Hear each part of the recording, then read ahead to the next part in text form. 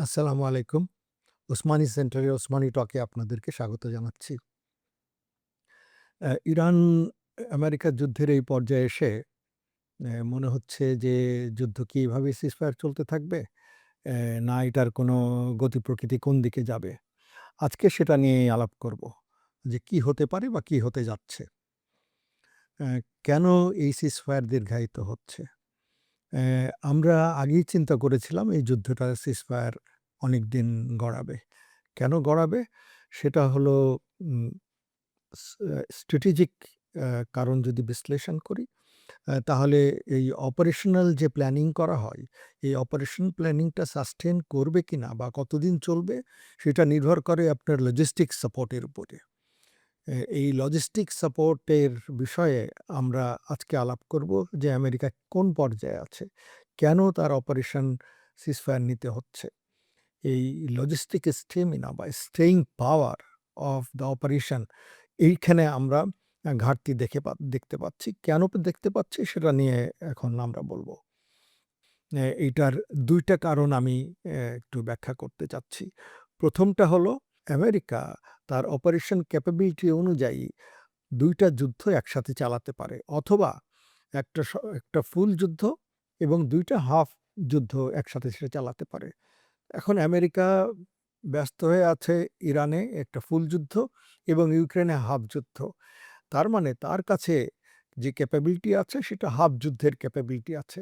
এই হাফ যুদ্ধের ক্যাপাবিলিটি দিয়ে আমেরিকার পক্ষে আসলে এই তাইওয়ানের এখানে নর্থ কোরিয়া বা পৃথিবীর অন্যান্য জায়গায় যে সিচুয়েশন, সেইটা অ্যাড্রেস করা আসলে খুবই কঠিন ব্যাপার। তার মানে আমেরিকার আসলে সেই ডেটারেন্স ক্যাপাবিলিটি, সেই ক্যাপাবিলিটি আসলে আর অবশিষ্ট নেই। তো সুতরাং এইটা একটা দিক।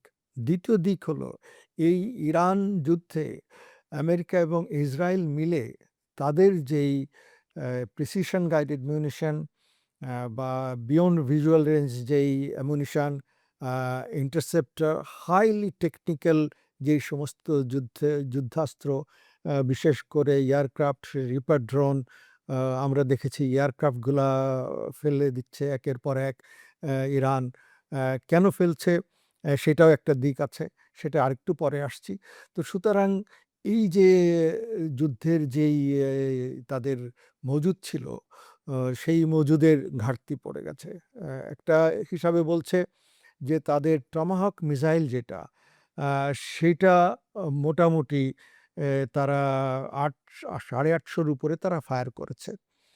টমাহক মিসাইলের উৎপাদন ক্ষমতা যেটা ওপেন সোর্স থেকে জানা যায় যে বছরে ১০০ টমাহক মিসাইল তারা উৎপাদন করতে পারে।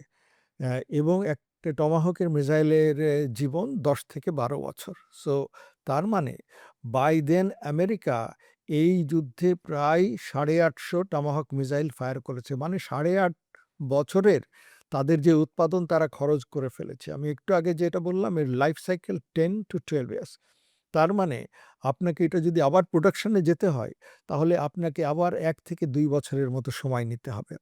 এটা অর্থাৎ আপনি যেই ক্যাপাবিলিটি ছিল, সেই ক্যাপাবিলিটি আপনার আর আগের পর্যায়ে নাই। সেই পর্যায়ে যেতে হলে আপনাকে সময় দিতে হবে এবং এই অস্ত্রগুলা আবার তৈরি করতে হবে। এটা একটা। এখন ইন্টারসেপ্টর এর ব্যাপারে আসি। ইরান যে মিসাইল বা ড্রোন যেগুলো অ্যাটাক করে, এইগুলাকে ইন্টারসেপ্ট করার জন্যে যে ইন্টারসেপ্টর তাদের ভেতরে 3rd হলো terminal high altitude area defence. এইগুলা একেকটার দাম প্রায় ১২ থেকে $১৬ মিলিয়ন। আ এইগুলার এখন যেই ঘাটতি সেটা প্রায় 50% এর মতো। এই মাত্র ৬ সপ্তাহ যুদ্ধেই এই অবস্থা।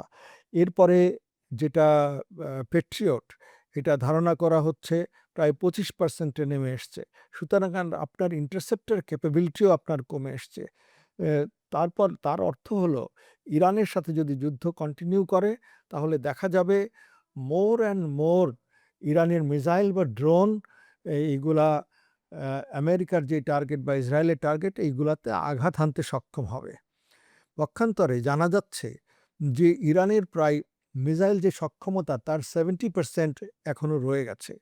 এই অ্যারিথমেটিক ক্যালকুলেশনে এই অঙ্কে আপনাকে বলে দেবে যে যুদ্ধে কেন আমেরিকা এই সিজফায়ার নিচ্ছে বা প্রলোভিত করছে। অন্য আরেকটা দিক যেটা, আপনি যে হাইপার অ্যাক্টিভ হয়ে আপনার ডিফেন্স ইন্ডাস্ট্রিকে বলবেন আমেরিকা যে অস্ত্র প্রডিউস করার জন্যে, সেটা একটা সময়ের ব্যাপার থাকে, ক্যাপাসিটির ব্যাপার থাকে, আর মেটেরিয়াল। এখন মেটেরিয়াল কোনটা? মেটেরিয়াল হলো রেয়ার আর্থ। রেয়ার আর্থ জিনিসটা হলো যেটা দিয়ে এই হাইলি টেকনিক্যাল যেই আমি অস্ত্রশস্ত্রের কথা বললাম, ইন্টারসেপ্টরের কথা বললাম, মিসাইলের কথা বললাম, এয়ারক্রাফট ইঞ্জিনের কথা বললাম, F-35 ইঞ্জিনের কথা বলছি, সবগুলার জন্যে এই রেয়ার আর্থ লাগে। রেয়ার আর্থের মাইনিং 70% করে চায়না, এবং এর প্রসেসিং এবং প্রোডাকশন 93% চায়নার হাতে। আপনি ইচ্ছা করলে এটা কালকে আপনি এটা মাইনিং এবং আপনি এটা প্রসেসিং প্রডিউস করতে পারবেন না। ইট tax years and lot of investment. সুতরাং আমেরিকা এখন এই ফুটিংয়ে নাই। তাদেরকে চায়নার থেকে ইম্পোর্ট করতে হয়।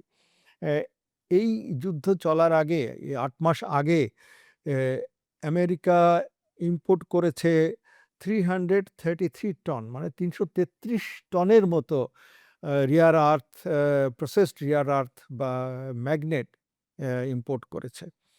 সেইখানে এখন তারা অ্যাট্রিয়াম বলে একটা ম্যাগনেট আছে, যেটা আপনার এই স্পেশালি এই হাই হিট থেকে কোটিং দেওয়ার জন্যে, সেগুলা যেন হাই হিটের কারণে পুড়ে না যায় এই ইঞ্জিনগুলা বা এই মোটরগুলা, সেই জন্যে যে এইটাকে ইউজ করা হয় সেটা অ্যাট্রিয়াম।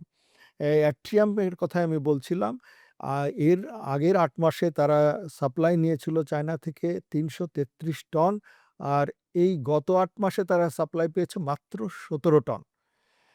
এবং যেই ১৭ প্রকার যেই রিয়ার আর্থ থেকে যেই ম্যাগনেট তৈরি হয়, তার ভেতরে চায়না ১২ টাইপের ম্যাগনেটের উপরে রেস্ট্রিকশন দিয়েছে। তার ভেতরে অ্যাট্রিয়াম একটা, এই অ্যাট্রিয়ামের কথাটা ১৭ টন, এটা আমি বললাম। অর্থাৎ হচ্ছে আপনি ইচ্ছা করলেই আপনি যে নরমাল প্রোডাকশন ছিল আপনি সেটাতেও যেতে পারছেন না। তার মানে আপনি আসলে এই যুদ্ধে কন্টিনিউ করতে পারবেন, যেই আপনার অস্ত্রশস্ত্র বা অ্যামুনিশন সেটার প্রোডাকশনও ঘাটতি হবে। এটা একটা। তাহলে আপনার অপশন কি আছে? আমেরিকার কাছে কি অপশন আছে?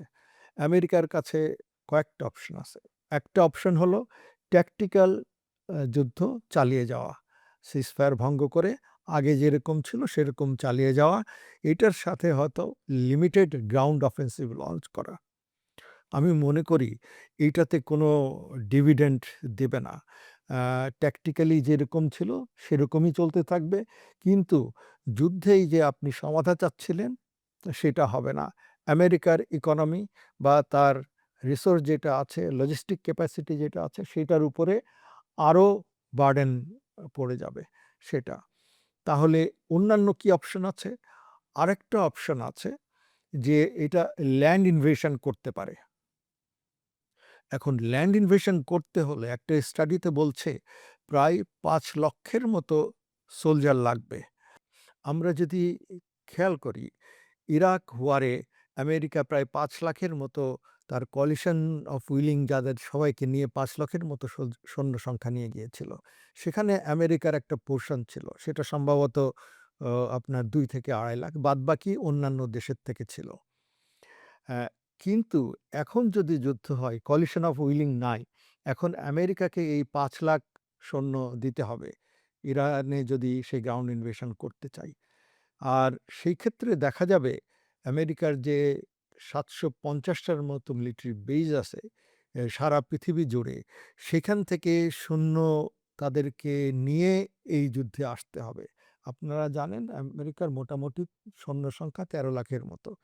সো সেইজন্যে আমি বলতে চাচ্ছি যে এরকম করে থিনিং আউট করে শূন্য বিভিন্ন বেস থেকে কমিয়ে এটা তাদের সিকিউরিটির জন্যে রিস্কি, সেটা করাও আসলে খুবই কষ্টদায়ক একটা বিষয় হবে অপারেশনালি। সুতরাং আমি মনে করি যে এইটাও একটা ডিফিকাল্ট। তারপরেও যদি করে, এইটা একটা লং একটা ওয়ারে আমেরিকা জড়িয়ে পড়বে। যেটা আমরা ইরাকে দেখেছি, যেটা আফগানিস্তানে দেখেছি। তো আমি মনে করি যে এটা একটা আ নো গো এরিয়া। তবে আমরা যেটা জানি যে ট্রাম্প আসলে সারা বিশ্বের কি হবে বা আমেরিকার জন্যে কি হবে এটা উ উনি মনে হয় এতটা চিন্তা করেন না। যতটা উনি চিন্তা করেন ট্রান্সেকশনাল মোডে যে উনার কি হবে বা উনার পলিটিক্যাল ক্যারিয়ারের কি হবে। আমার বিশ্বাস যদি এই ৫,০০,০০০ সৈন্য নিয়ে ইরানে যায়, এখানেই উনার পলিটিক্যাল ক্যারিয়ার শেষ হয়ে যাবে। আমি এইজন্যে বলছি ইরান আ প্রাকৃতিকভাবে এইটা প্রতিরক্ষার জন্যে একটা স্বর্গরাজ্য। আপনি ইরানে ঢুকতে পারবেন। কিন্তু আপনার বের হয়ে আসা এক্সিট স্ট্র্যাটেজি আপনার জন্যে খুবই ডিফিকাল্ট এবং তখন এই বডি ব্যাগ আসতে থাকবে। তখন নট ইন 1 অ্যান্ড 2s এইটা আসতে থাকবে ইন হান্ড্রেডস। এইটা নেয়ার মতো পলিটিক্যাল উইল আমেরিকার আসলে নাই। আরেকটা বিষয় হলো এই যুদ্ধে কিন্তু পলিটিক্যাল কনসেনসাস আ নাই। সারা পৃথিবীতে এটা জাস্ট ওয়ার হিসাবে এটা কনসিডার্ড হয়নি। সুতরাং সব মিলিয়ে আমি মনে করি এই গ্রাউন্ড ইনভেশন হলে এইটা আমেরিকার জন্যে এটা একটা সুইসাইডাল হবে। আরেকটা অপশন ওপেন আছে। সেই অপশনটা হলো আ ট্যাকটিক্যাল নিউক্লিয়ার স্ট্রাইক এটা করা। এইটা করলে যেমন হিরোশিমাতে করা হয়েছিল, জাপান তখন সারেন্ডার করেছিল। এরকম চিন্তাভাবনাও হতে পারে। Either Israel or America as a desperate move আসলে এখানে যাবে কিনা সেটা নিয়ে আমার সন্দেহ আছে এবং এটার রেমিফিকেশন হবে অন্যরকম। আ একটা ইন্টারভিউতে আমি শুনছিলাম আ ডক্টর ভিক্টর গাও উনি যে পলিটিক্যাল কমেন্টেটর অনেকটা উনাকে বলা যায় যে উনি চায়নার মুখপাত্র হয়ে কথা বলেন। উনি বলছিলেন যদি এরকম নিউক্লিয়ার স্ট্রাইক হয় that would be end of Israel. আরেকটা কনোটেশন উনি বলছিলেন। আমি এটা এখানে রেখে আমি যাচ্ছি অন্য রেমিফিকেশন এ। রেমিফিকেশনটা এরকম হবে তার মানে আপনি স্বীকার করে নিলেন এই ছোট রাষ্ট্রেরগুলোর উপরে যারা নিউক্লিয়ার রাষ্ট্র আছে তারা নিউক্লিয়ার স্ট্রাইক করতে পারবে। অর্থাৎ রাশিয়া যদি চায় ইউক্রেনের উপরে করতে পারবে। নর্থ কোরিয়া যদি চায় তাহলে সাউথ কোরিয়ার উপরে করতে পারবে। জাপানের উপরে করতে পারবে। তাহলে বোঝা যাচ্ছে যে এটাও একটা নো গো এরিয়া। তাহলে সব মিলিয়ে আমরা যদি দেখি যে এটা আসলে একটা যে অবস্থা এখান থেকে আমেরিকার বের হয়ে আসা আসলেই এই কষ্টদায়ক একটা বিষয়। তাহলে এখান থেকে কি হতে পারে? আমি মনে করি যে এটা এভাবেই চলতে থাকবে কিছুদিন। এর ভেতরে নেগোসিয়েশনের চেষ্টা করা হবে এবং আমরা যারা জানি যে Persian civilisation they trace back to the history এবং সিভিলাইজেশন গুলা তাই করে। And Persians are considered one of the finest negotiator in the world. Negotiating টেবলে যদি পার্সিয়ানদের সাথে ইরানের সাথে বসে তাহলে আমরা দেখতে পাবো Iran will strike a better deal from the negotiation. সেই জন্যে হয়তো এই নেগোসিয়েশনে আমেরিকা সহজে বসতে চাইবে না। তারা আউট অফ দ্য টেবল যেটা যুদ্ধক্ষেত্রে যেটা যারা সমাধা করতে পারেনি, তারা এই নেগোশিয়েটিং টেবিলে সমাধা করার চেষ্টা করবে।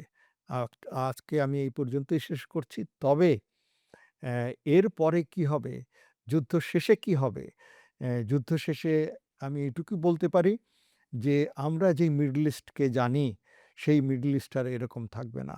আমরা যেই গ্রেট পাওয়ার রিলেশনশিপ জানি, সেটা আর এইভাবে থাকবে না। সেটার গতি, প্রকৃতি, রূপ ভিন্ন রূপ হবে। সেটা আমরা এর পরের এপিসোডে কি হতে পারে, সেটা নিয়ে আলাপ করব। ধন্যবাদ আপনাদের সবাইকে।